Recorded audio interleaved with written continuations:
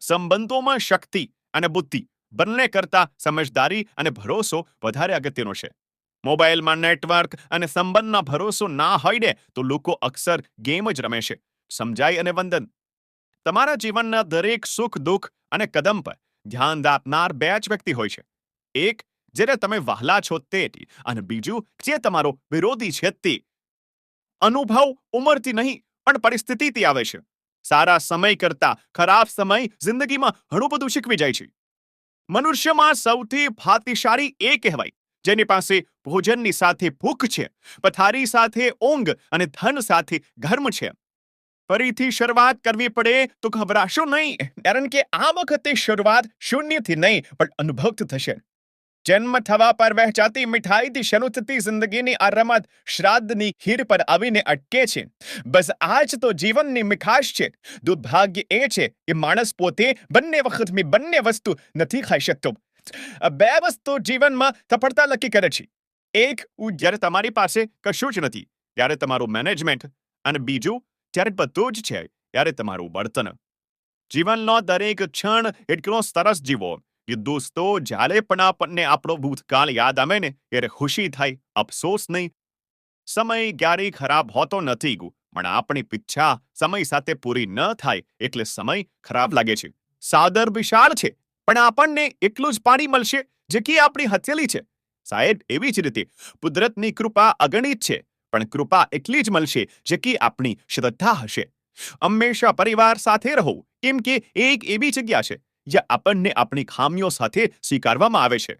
સિદ્ધાંતની ખરી કસોટી સંકટમાં જ ખાય છે. સાહેબ, સંકટ વગર ખબર ના પડે એ કોણ સિદ્ધાંત પ્રતિ કેટલા પ્રમાણિત છે. આખી જિંદગી અધ પર છાટી છાટીને મરી જશું. અવન રાખમાંથી સુગંધ નહીં આવે, પણ સાહેબ કોઈના અંતરાત્માને જો ઠારીએ તો શ્વાસે શ્વાસે સુગંધ આવશે.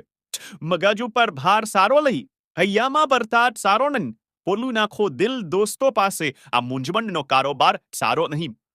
લોકોની વાતો દિલ પર લેવાનું છોડો અને તમારી ક્ષમતાને દુનિયાને બતાવી દો કે તમે કોણ છો અને તમે શું છો. નહીતર કાલે પણ તમે અહીંયા જ હતા, અને આજે પણ અહીંયા જ છો, અને ભવિષ્યમાં પણ તમે અહીંયા જ વહી જશો. જીવનમાં થોડો અંધારો થાય ને સાહેબ, ત્યારે બધા સંબંધોના રંગ રેડિયોની જેમ ચોખ્ખા દેખાવા લાગશે. સમય એટલો સરસ પસાર કરો સાહેબ કે યાદ આવે ત્યારે ખુશી થાય, અફસોસ નહીં. જે ભૂલે જવી જોઈએ એ વાતો તમને યાદ છે, બસ એનો જ આ જિંદગીમાં બધો વાદ વિવાદ છે. દરિયો આવડો મોટો થઈને પણ હદમાં રહે છે, અને માણસ નાનો હોવા છતાં બધાને નડે છે. જીભ ભલે ઘેજવાળી જગ્યામાં હોય, પરંતુ એમાં આપણા શપલો ક્યારેય લપસવા ન જોઈએ. જિંદગી ડોક્ટરની ગોળી સાથે રહી વિકરોની પોળી સાથે જીવવાની હોય છે. થરતા પાંદડા એ દુનિયાનું સૌથી મોટું ઉદાહરણ છે. એ બોજ મન્યા તો તમારા પોતાના જ તમને પાડી દેશે. સહનશીલતા એ સ્વભાવની તંસ્તાર છે. ત્રાજુ વજન માપી શકે છે, ગુણવત્તા નહીં. સુખનું સબાર જેવું છે, માગો તો ન મળે, જાગો તો ભલે.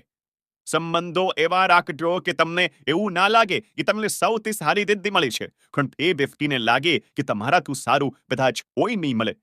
સમય અને સમજણ નસીબદાર લોકોને જ મળે છે, કારણ કે જ્યારે સમય હોય છે આપણો ત્યારે સમજ નથી હોતી, અને સમજ હોય ત્યારે સમય નથી હોતો. સમજાય એને વંદન. દિવસથી થાકેલા માણસનો થાક રાત્રિની ઊંઘ ઉતારે છે, પરંતુ જિંદગીથી થાકેલા માણસનો થાક મંદમતા મિત્રો જ ઉતારે છે. લોકોને મદદ કરવાનો ભાવ રાખજો સાહેબ, કારણ કે કુદરત તો એક નિયમ છે. જે કૂવામાંથી લોકો પાણી પીતા હોય છે એ કૂવો ક્યારે સુકાતો નથી. સમજાય એને વંદન.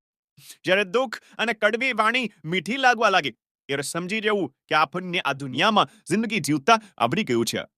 માણસના પતનની શરૂઆત ત્યારે જ થઈ જાય જ્યારે એ પોતાનાઓને પછાડવા માટે એ પારકાની સલાહ લગો થઈ જાય. સમજાય એને વંદન. જિંદગી એક એવી કવિતા છે સાહેબ, જેને લખ્યા પછી પૂછવા માટે રબરના બદલે પોતાની જાતને ઘસવી પડે છે. મિત્રો, અમારો આ વિડીયો વિશે શું કહેવું છે નીચે કમેન્ટ કરીને જરૂરથી જણાવજો. અને મિત્રો, જો વિડીયો ગમ્યો હોય તો વિડીયોને લાઈક કરજો, વધુમાં વધુ લોકો સાથે શેર કરજો, અને આવા બીજા પ્રેરણાદાયી વિડીયો જોવા માટે સબસ્ક્રાઇબ કરો.